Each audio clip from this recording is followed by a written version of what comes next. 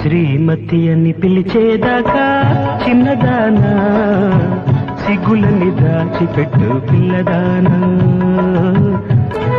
ఆ పాల బుగ్గలో ఏ పూల మొగ్గలో ముచ్చాల ముగ్గులై మురిసేనులే.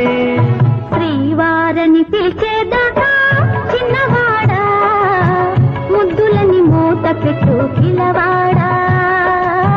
ఆ సన్న నవ్వులో ఏ సన్న గాజులో కలిసండి మోజులై విరిసేనులే.